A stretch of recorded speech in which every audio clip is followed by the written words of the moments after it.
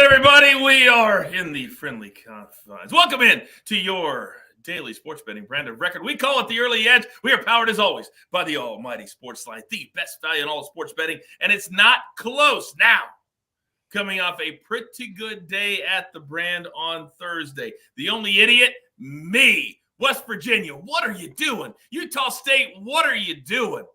But I felt a little bit better last night when Arizona busted my bracket and everybody else's. But here in the Early Edge universe, EC. That's all I needed. And he's somewhere. I think he's going to show up, but he has been non-existent. But as you know, we are very, very busy every single day. We've got multiple shows for you later today, Early Edge and 5 at 4 p.m. Eastern time. We will break down everything evening games with AB and the crew. But you guys know what day it is. You guys know what time it is. It is that time. You set your alarm to it. You look forward to this day. It is time for Big Pick Energy Friday.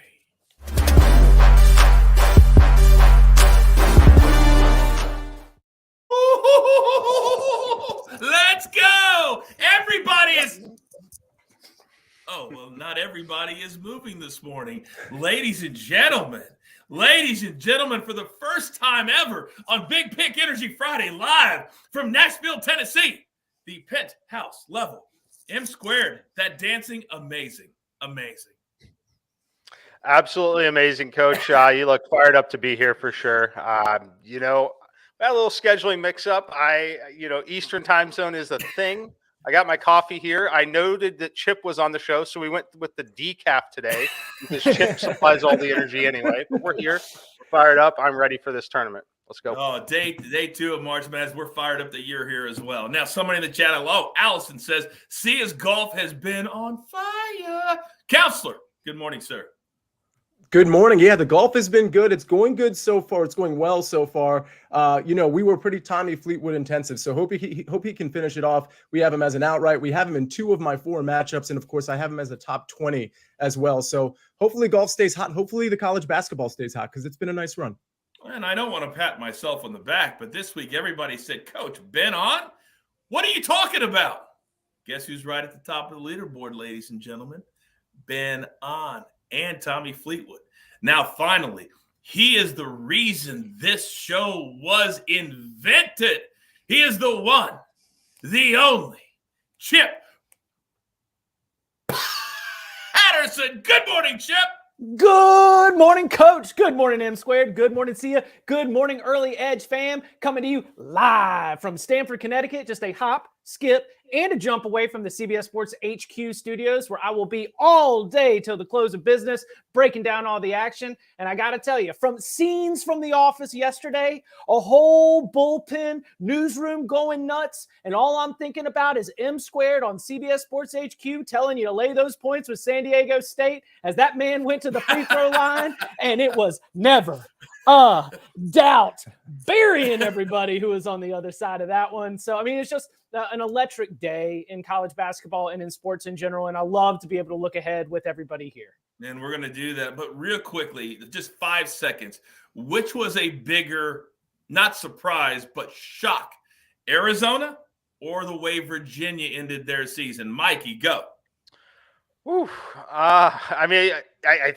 both surprising. I'm going to say Virginia still, though, only because of the player who actually made the mistake and the way he made the mistake. Going into the corner, not calling timeout, not hitting the open teammate first. Just guy's got a wealth of experience. What is he, like 23 years old at that point, too? I can't believe that happened to Virginia. Sia, your thoughts? Yeah, initially I would say Arizona just because I had them going far in my bracket as well. But yeah, for UVA especially, such a well-coached team and such an experienced player to make a mistake like that, it's just huge. And honestly, I feel for the kid because that's something he's going to hold on to, unfortunately, for quite some time. But terrible, terrible way to lose. I'll go with UVA as well. All right, Chip. So the great note there, Kihei Clark, the player who made the mistake. If you remember back to that crazy ending against Purdue in 2019 when Virginia won the national championship, he was a freshman on that team. He chased down a loose ball, got it to Mamadi Diakite to be able to get the bucket. The crazy ending that kept Virginia moving. And now another not quite loose ball, but hectic situation. And instead of making the right play, he makes the wrong play. Absolutely mind-blowing. But that's not my answer because Virginia was a 4 seed last year, lost to a 13. They're a 4 seed this year, lost to a 13. Virginia has not even won an NCAA tournament game since cutting down the nets in 2019. It's got to be Arizona. And for me, it's the big picture stuff because now we've got a Tommy Lloyd problem. It's unfair. He's only been the head coach there for 2 years, but that team looked poorly coached. 0 for their last 7, 2 for their last 11, just completely crumbled in the final minutes. Credit to Princeton, but Arizona laid that game on the table and would not take it away. That is not a good sign moving forward for the Wildcats. A lot of frustration out in Tucson. Great takes from all three of you. Boy, just bananas all day yesterday. And I think today we're going to see more of the same. Now, if you haven't seen this video, this was incredible. So yesterday, one of the number 1 seeds was Alabama.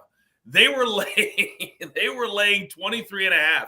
They were up 24 against Texas A&M Corpus Christi. And there's this video on Twitter where this kid clearly had bet on Alabama. And this kid walks in and goes, "Hey, be quiet. We're up 23.5. We're getting ready to cover. They're dribbling out the game." The kid goes and grabs the ball.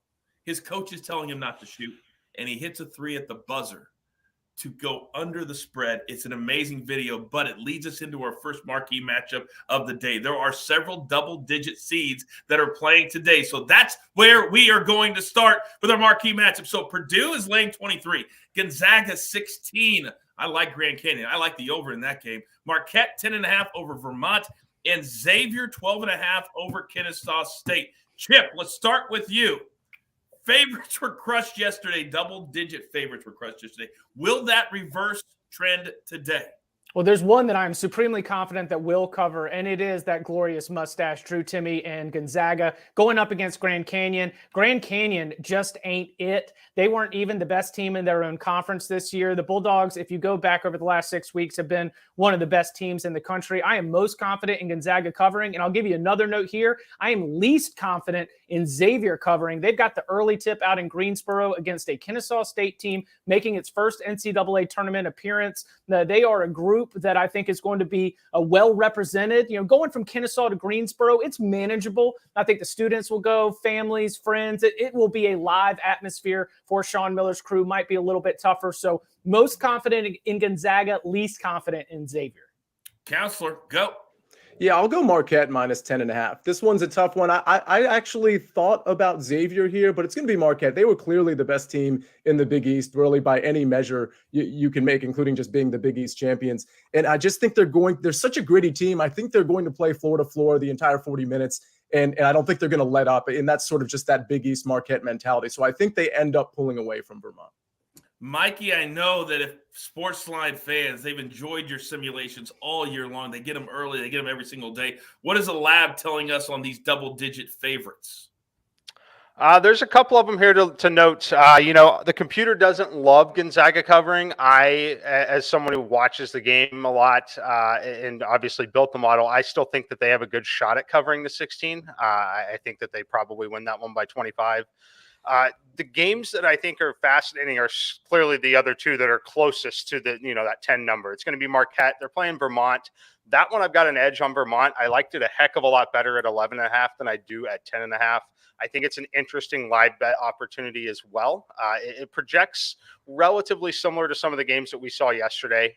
And then on the Xavier side, I have a little bit of an edge on Xavier covering. I make that line closer to 14, but I am very worried about the early start time there. Another game I think is an interesting live betting opportunity. I would love to find Xavier at 4.5 or 5.5, try to keep that under 2 full possessions. I think because of the early start time and the way that they start games sometimes, I think that will happen. But I do expect Xavier to make the necessary adjustments at halftime and pull away in that one. So I'll be looking to do that more so than anything. If I had to play one to cover, though, I think I would play Xavier to cover first. And if I had to pick one to get upset in terms of at least on the spread, I do like Vermont. Again, hopefully you're getting 11.5 or more. So look for that early in that game if you can try and get that number up to 14, 15. Yeah, you heard Mikey say, too, the NCAA tournament literally was made for live betting. Follow Mikey, follow the counselor. These are two of the best live bettors that we have, period, end of story. All right, now, we also believe here in the Early Edge universe that everything doesn't have to be serious. You can have fun bets. It's allowed. So I put together 3 different parlays. And, gentlemen, I want you to rate them best to worst in your mind. So a little plus 200, a little money line. We're calling this the EC special. By the way, has anybody seen EC since last night? I didn't think so either. All right, so we're going to go TCU, Kentucky, and Creighton. You put those 3 together, plus 200. Or UConn, spread -9. Marquette -10.5. That you just heard little differing opinions. Or Indiana money line, Memphis money line, St. Mary's money line, plus 300. See, I'm going to start with you. Which one do you like the best? I love what you put together because 2 of my picks today are actually involved in these parlays. So I'll tell you, my favorite one is the one that's closest to the shortest odds is plus 200. It's TCU money line, Kentucky money line, and Creighton money line. And I'll tell you, one of my picks against the spread is one of these games. And I was actually considering both Kentucky and Creighton against the spread. So, and I do like TCU today. So I think plus 200 is a pretty great number. If I'm ranking second place, it's going to be that third one at plus 300 with those money line plays. And I'll tell you, one of my other picks is against the spread in one of those 3 plays. So spoiler alert there, but I'm not going to tell you which it is right now. And then I actually like the Marquette and UConn one against the spread, but those are 2 pretty big numbers. It is March Madness. So I'd probably rank that third. Okay, very good. Chip, what say you?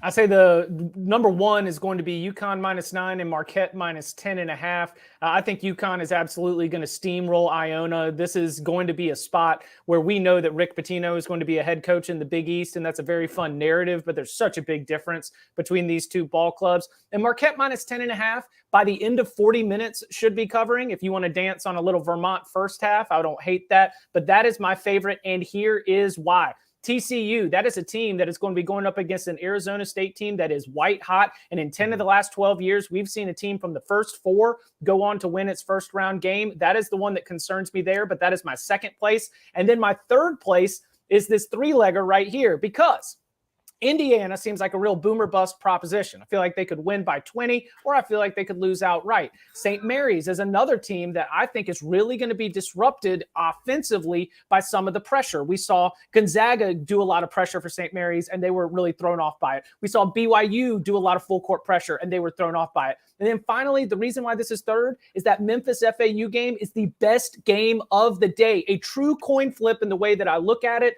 And I don't want a coin flip in my parlay, so that's why it's my third place.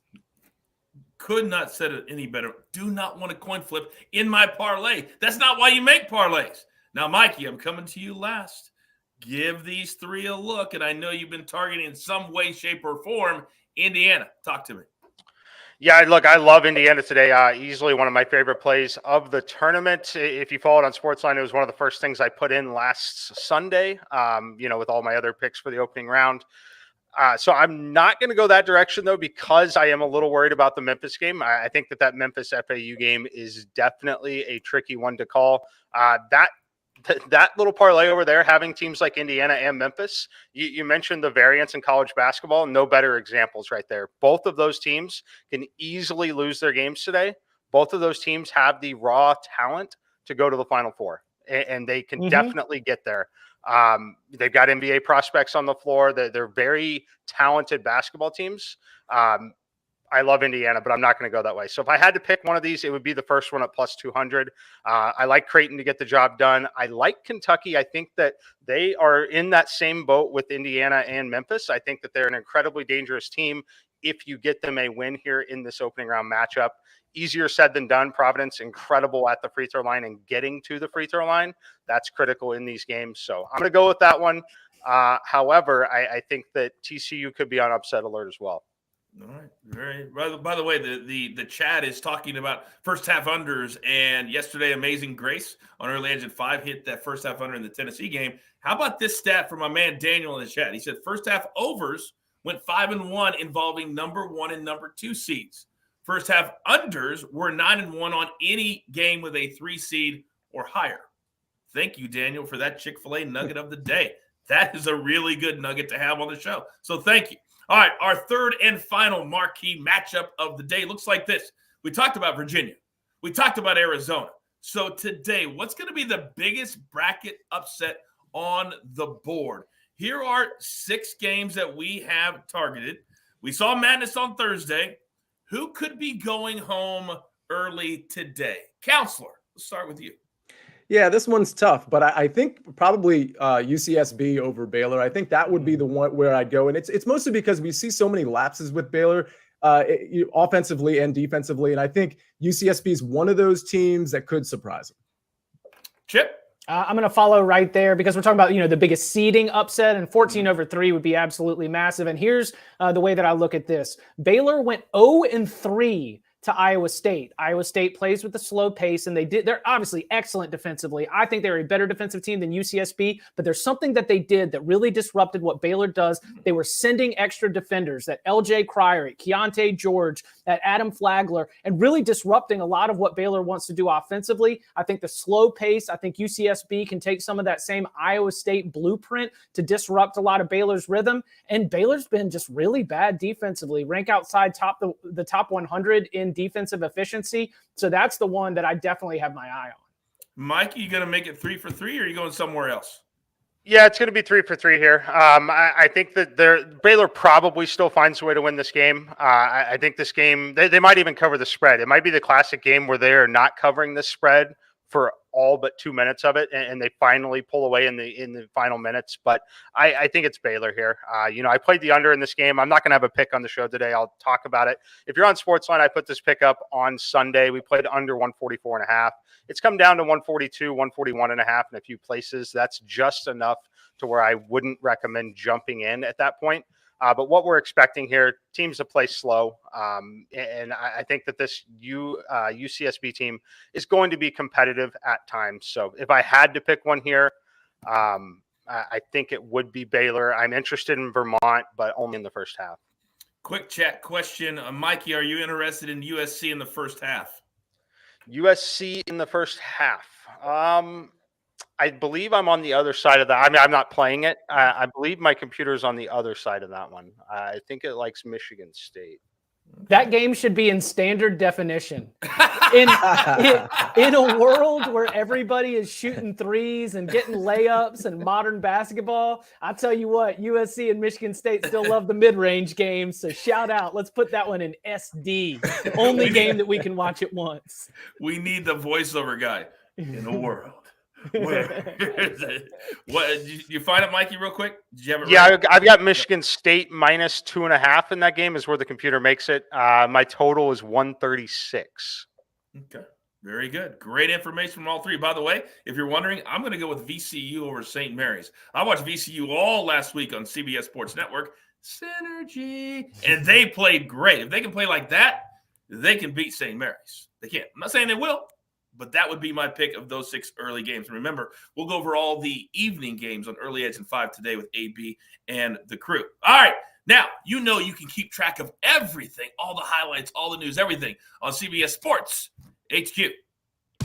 Get breaking news. Big news coming out of the NFL today. Highlights and instant reaction. The largest final round comeback in tour championship history. We're down to the final 4. I just want to take time to analyze greatness. Talk winners and losers with a guy who's already a big winner. CBS Sports HQ. It's all sports all day long. So here's what we're going to do. All 3 of us that are normally on Big Pick Energy Friday have multiple picks in the show. So we're going to go over each one. Then we're going to go to Mikey and get his reaction to our picks because he is our resident genius. Are you guys cool with that? Yeah, of course. 100%. All right, let's do it. I think it'll be a cool way to do it, and everybody will love it at home. All right. So where do I start today? Well, with all due respect to Chip, my man Sia has been on fire. So, Counselor, you, sir, you're up first. All right, I've got 3 plays for you, and one of them is golf, and one of them is the Valspar Championship. So this is a bet from DraftKings. You might be able to find this somewhere else, so take a look. If you go in DraftKings and you click under round matchups, you're going to find the following matchup. It's Garrick Higo versus Martin Laird. It's minus 140. You guys know, or ladies and gentlemen, if you watch this show, It's very rare that I'm giving a golf bet that's minus 140, but I like this one enough to actually lay the juice. Garrick Higo is really emerging as of late, and yesterday he was a really good golfer too. On the other hand, Martin Laird really hasn't been good, isn't a very good course fit here, especially because his putter is just so dreadful, but he also was really bad yesterday. He was way over par, and Higo is very much in this tournament. So I like Garrick Higo over Martin Laird, but you didn't want just golf bets, right? I got a couple basketball bets too. So try to find that bet. If you have questions about Higo versus somebody else, so sometimes people DM me and whatnot. I'm happy to answer those if I'm around, because again, in these golf bets, especially on Thursday and Friday, at different sites, you get different matchups, whereas Saturday and Sunday, it's usually fairly consistent. Okay, Kentucky, -4 against Providence. This is one of those cases, and I make this argument a lot, and it's been very successful lately. I like Kentucky -4 because I think these teams are headed in opposite directions. Kentucky's been rolling teams in the SEC outside of 2 losses to Vanderbilt, and Vanderbilt's an okay team. But other than that, over the last 30 days, they won at Mississippi State. They beat the Volunteers. They beat Florida. They beat Auburn. They beat Arkansas. Like, they are beating very good teams. Providence, on the other hand, losers of 4 of 5. And for the record, their one win was against Georgetown. Georgetown, who won 2 Big East games this year and 0 Big East games last year. The last 2 games that Providence played, Seton Hall blew them out. And UConn kind of blew them out. They only ended up winning by 7, but they were up 16 at halftime. So Providence is showing up to these games, and they're either figured out or they're out of gas, or they're just not as good as we thought. So I think Providence is in a tough spot on a negative trajectory, where we have Kentucky in a pretty positive trajectory here. Kentucky also getting some guys back. I'm not really worried about the Bryce Hopkins narrative, the revenge narrative. He, of course, was on Kentucky last year. He transferred to Providence. I think Bryce Hopkins is just a guy. I think he's good, but I think Kentucky can handle him quite easily. So I think Kentucky pulls away here, -4. The next bet, Memphis, -2 over FAU. This one's going to be a little controversial, okay, because there's a lot of sharp money on FAU. And I've been betting against sharp money the last 2 weeks, and it really hasn't hurt me too bad. In fact, I think I've won every single bet that sharp money was going against me. I'm going to take Memphis -2. FAU, really good in Conference USA, really good out of conference, but it's a different ball game when you're playing Memphis, who has played AAC teams, American Athletic Conference, and played them really well, winning 9 of the last 11 games. Their 2 losses were against Houston, and by the way, they have a win against Houston in that stretch as well. They've also been really good out of conference. So this is a very tested team, whereas FAU out of conference, they really haven't done anything. So a bunch of wins, they piled them up in Conference USA. It doesn't really impress me too much. I really like Memphis's senior leadership. I like their talent. I like their out of conference stuff. I think this line should be really -4, -4.5, to be honest with you. I could not agree more. This is a perfect situation about a team that's on fire for a month, but all the smart people on all the different networks, if you look at their – no. But it doesn't matter what I think. It matters what M Squared thinks. Mikey, your first recap here on Big Pick Energy Friday. What did you make of the 3 picks from Sia? I do love Garrick Higo. I think this is a great spot for him. I actually played him in DFS this week. Single-digit ownership. He is lighting it up so far in terms of at least making the cut, which is what we care about most over in DFS. So I do agree with fading Martin Laird. But as far as Higo, love the way he's off the tee and on the approach, gaining strokes there, not really losing on the putting surface. Really like him there. As far as the basketball, I lean Kentucky's way. If you can grab 4, get 4. I make the game 4.7. I have a little bit bigger of a lean on the under, but the market has moved down to the point where I didn't quite get a play on it. I make the number down to 139. What's fascinating about Kentucky and Providence, neither team really plays with pace. Around 200th in the country. Free throw shooting is potentially the difference there. Kentucky has struggled a little bit at times, rating 250th in the country in free throw shooting. This is the time of year where you've got to make them. Providence, their only goal really is to get to the foul line. If they're able to do that with success early and often, this game's going to be a 1-possession game at the end.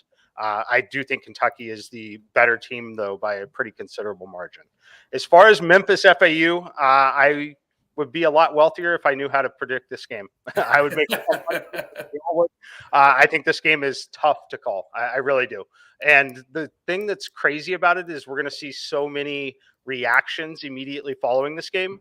There are scenarios where Memphis wins this game by 20 points. Like that definitely exists. There's also the scenario where FAU wins this game by 3 to 4 points. I don't see the scenario where FAU wins this game by double digits. I personally don't see that happening, but I could see it happening the other way around just based on the talent that's on the floor. So I've got no play in the game. I'm going to watch it. I love Sia. I love everyone on the show. You couldn't pay me to bet that game. I'll watch it. I'll enjoy it, but I want no part of putting money on that game personally. I'm already liking doing the show this way. I love this. I love this a lot. By the way, Big Cheesy says, where's the highlights of Mikey and Coach on the HQ promo? We could say the same with Chip. You say the same with Sia. I got to make a call today. He's absolutely right.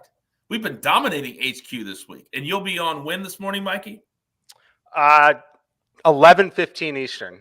10:15 Eastern. yeah, that was a little bit of a surprise, but a great surprise for us. All right, I'm a little bit nervous, I'll be honest with you, because now Mikey's going to get to break down my picks. I'm going to go through. I'll make it very, very quick. Iowa State -4.5. They're just a better team than Pittsburgh. Pittsburgh played well in the first half of the conference season, not so much lately. So I love the Cyclones there. Then UConn -9. You heard Chip say it. They're going to roll Iona. Rick Pitino's already got 1 foot out the door. UConn rolls by 20. Then my man got him picks, or could be a lady too. Over on Creighton, bet the wife and kids. I agree with you. This is one of the first best bets I wrote down on Monday or Tuesday. NC State, Creighton over 149. Both play incredibly fast. Both have good offenses. They have good players. They have guys inside. They run with pace. I love this number at 149. Okay, Mikey, be gentle. Be gentle. No, I think they're good. The only one that I'll throw some caution to is the second one on the over. It's just a big number when it comes to March. Slow starts can definitely happen. You actually tweeted about it yesterday, Coach. You will so frequently see a team pump the brakes in the final 5 minutes of these games pretty significantly. So that's the only issue I have there is I make that total 146, I believe, would be a lean towards the under. But I do think it's a great in-game candidate. I think that game, out of all the games today, other than maybe Gonzaga and Grand Canyon, that game probably has the biggest in-game swings and live totals out there, because those two teams can absolutely play an 80-80 game. They can definitely play a 65-60 game as well. So I would watch it. That's the only one. I personally wouldn't jump on the over at that number just yet. All right. To Mikey's point, too, if you're going to bet live, I cannot emphasize this enough, because there's so many of you new bettors out there. You come in during March Madness. You have to watch the game live. If you don't, if you're just looking at your sports book for a number to pop up, it'll be a disaster. You got to watch the game live. All right. Chip, you know it's your spot on Fridays, so give it to me, and then Mikey's going to break it down. I mean, listen, this is a great lesson. You know, sometimes you need to know, as you are maturing in this life, in this world, don't take the candy. There could be better options out there. And you're going to be tempted to go and take Drake. You're going to know that Nejad Omier, one of the best post defenders for Miami, rolled his ankle in the ACC tournament. He did practice. We always want to share news and the latest updates as well. But instead, I need to take you to something that doesn't even rely on Omier's status. We are going to go to the Miami Drake over 146. So let's start with the Miami side of thing. Jordan Miller, he's a bucket. You got Nigel Pack. He's a bucket. You got Isaiah Wong, and he is a bucket. And they're going up against a Drake team that has a player who could be playing at the major conference level. His name is Tucker DeVries. He was the player of the year in the conference last year, and he had scholarship offers to Iowa State, Florida, and others. Now, why did he go to Drake as the highest rated prospect to ever sign with Drake?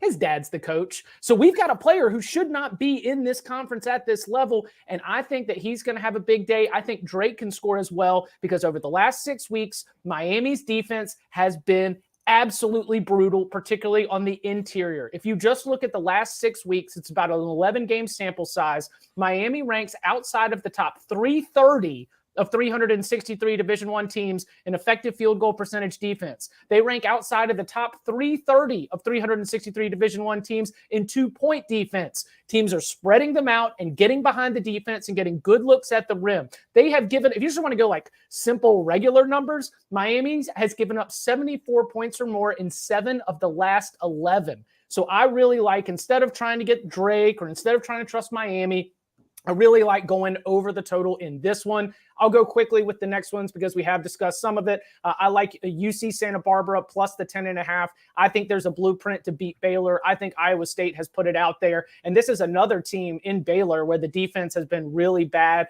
I think that the Gauchos, who we saw put a real scare in a major conference opponent a couple years ago, are going to be able to do that once again. Again, their pace can be able to slow things down, get Baylor out of rhythm. I like Mikey's call on the under. And then finally, Kennesaw State plus 12.5.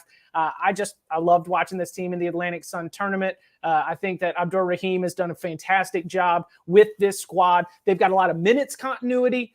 And they've got a lot of senior leadership, meaning that this group has been together building to this point. It's the early tip in Greensboro. I would not be surprised if a Xavier team that lost to DePaul, if a Xavier team that lost to Butler, that lost to Villanova, might have enough spurts in this game where they're just not sharp that we can stay inside this number. I'm glad you mentioned that it was the first game out of the gate, because how many times we've seen 12-15, fans are still filing in. You got 5 or 10 minutes where there's really not a lot of energy, and that can be a spot for a big-time underdog to really show up. All right, Mikey, you got the 3 picks. Your thoughts? Yeah, let's start with the over in the Miami game. This one is fascinating. I definitely don't play the under in this one. I make the number like right at 147. What's interesting, though, you hear me talk, whether it's here or on HQ, I put a ton of emphasis on free throw shooting at this time of the year. Not only free throw shooting, but just how often can you get to the free throw line. When you look at Drake and Miami, these are 2 of the best free throw shooting teams left in the tournament here. We're talking 78% on both sides. That ranks top 15 all of college basketball. Certainly going to make them 2 of the better teams that are remaining here. What is going to be key and what I want you to watch for if you are live betting this game or want to live bet it.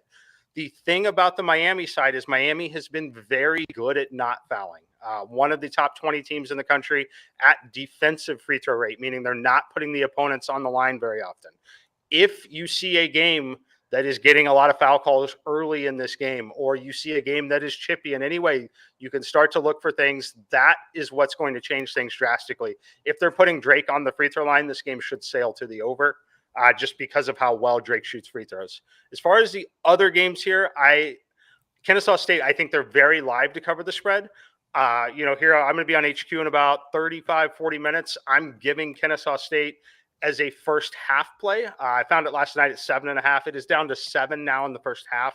I lean to that just a touch more because I do think that Xavier will make the adjustments at halftime potentially, and that final 2 minutes is where they kind of exert their dominance. But I do like Chip's lean on the early start time, the veteran leadership of that team. I think they can be within 3 possessions at the halftime buzzer. And then the other one is the Baylor game. I totally agree there. I think Baylor's definitely on upset alert in terms of covering the spread. I think that they'll eke out a win. I think that's kind of what they do there. But would not shock me at all if they find themselves tied at halftime in a very similar situation to what we saw at Houston last night, where they ultimately pull away, maybe win by that 9 to 12 point margin. But the game will certainly have been in doubt at some point. Just for the record, everybody at home, 9 breakdowns for Mikey on the spot. 9. 9. Educate and entertain. It's that time of year, man. You've got to have it ready to go. I mean, this is what we prepare for. Eric in the chat says, you don't get this stuff nowhere else. Eric, we agree.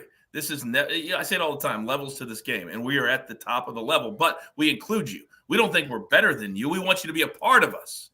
Now, I've got one more thing that I need to address. But before I do that, we have a really big conference that we need to talk about, and I got to pay these gentlemen one more time.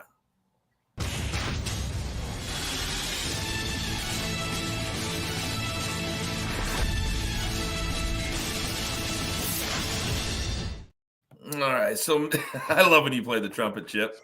All right, so as you guys know, here in the Early Edge universe, we kind of throw our money around back and forth. We beat each other up a little bit because it's excellence against excellence. And yesterday I lost a showdown to Sia. Everybody knows it. Happy to do it.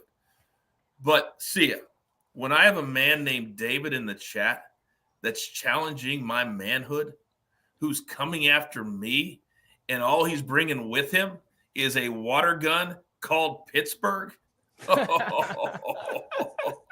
It almost seems too easy So, David, I got your question. I see you.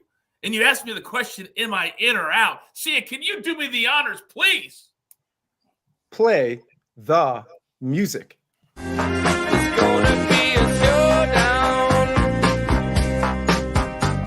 So, David, all I need for you to do, son, because I'm easy to find. I need you to write your Venmo into that chat. I need your Twitter handle.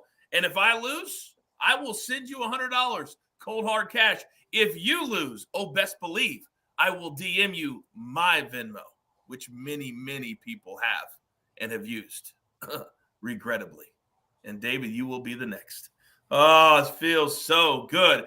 One last thing before we get to our recap. We like to end our specialty shows. We're doing everything different today. What's the number one most important thing you're looking forward to for these games today? Just today. Mikey, start us off. For me, it's Gonzaga. They need to come out and win, put on a performance here. I have them in so many different ways in futures and things like that. So it's going to be Gonzaga. Other than that, I think it's NC State Creighton as well. I think that game impacts probably a ton of people's brackets. I think a lot of people want to bet on Creighton in certain situations as well. So yeah, I think it's for me, it's Gonzaga in that region. I think that they're poised for a little bit of a run in a very difficult region of the bracket. And then I'm very interested in Creighton and NC State. All right. Sia, what say you? Yeah, for me, it's the sharp money follow, because since the beginning of March, I've been betting against sharp money pretty often, and it's actually it's panned out pretty well. Since March 1st, my record is 24-4. Now, granted, a lot of those are golf bets from the early wedge and from the early edge, but a lot of those are college basketball bets where I'm actually fading the sharp money. So when I see Memphis -2 over FAU and I see FAU getting sharp money, I just want to see if this trend continues where the sharp money is a little bit off. And I know Chip said this is a coin flip. I think it's a one-sided coin. I think Memphis is just too good for FAU. So I recommend everybody to put on their blue suede shoes and board the plane, touch down in the land of the Delta Blues in the middle of the pouring rain. Take Memphis. I'm walking in it. Ma'am, I am tonight. Yes. Talk to me. Listen, this is an in-game wrinkle, a great thing to look at if you're going to be live betting. It is Memphis FAU. It is the game of the day. FAU has a rotation that runs like 8-9 deep. And Dusty May, one of the reasons they've been able to win 31 games is these line change substitutions, playing with a little bit of tempo, shooting a ton of threes. And they've got like 4 different guys who all shoot around 40% from behind the arc. But when you're doing those line change substitutions, sometimes what happens is you get a duck. Y'all know about ducks? Because ducks are defensive liabilities. Ducks are players who might be able to shoot 40% from 3, but can't stay in front of Memphis guard Kendrick Davis, who can't be able to body up against 26-year-old DeAndre Williams with 19 years of college basketball experience. So as you're watching this, are FAU's threes starting to fall, and has Penny Hardaway identified the duck? Because I would tell you, there are players in this FAU rotation who are fine going up against Conference USA competition, but going up against this Memphis team with the talent that they have are going to be defensive liabilities. So when you're watching the game, see if Penny has found the duck on FAU. It doesn't get any better than that. Grab your paper. Grab your pencil. Here's the recap, courtesy of the snake on the 1s and the 2s. The counselor. This is a round 2 matchup starting in just a couple of hours, so get it in. Garrick Higo over Martin Laird, then 2 plays for March Madness. Memphis -2, Kentucky -4, then Chip, Miami Drake. Let's go over 146. UCSB +10.5, Kennesaw State +12.5. And then if you're going to cash with me, you're going to do it these 3 games. Iowa State laying the 4.5. Oh, sorry, David, Daryl, Denton, whatever your name is, it doesn't matter. You're going to pay me. NC State, Creighton over 149. UConn rolls over Iona -9. And then the maestro. He's always got to get on the show, doesn't he? Well, this is going to be a banger, but I love VCU today too. +3.5. And the incredible analysis from Mikey M², the absolute very best. Gentlemen, great job by you. Great Big Pick Energy Friday. Do not forget, everybody in the chat right now, over 1,200 people today. Are you serious? Thank you very much. For all of you who are new, thank you very much. Become a SportsLine member. It's not $1,000, not $500, $10 a month. We're growing the family. and we're doing it together. So with all that being said, there's only one thing left to do. And I believe you all know what that is. You've got your marching orders. Let's take all of these tickets straight to the pay window. For my entire crew, love them all. M Square, the counselor, Chip, Snake, AB, everybody check. Everybody. And can we have a very quick moment of silence for EC? There's only one show you even need to worry about. We like to call it the Early Edge. Good luck.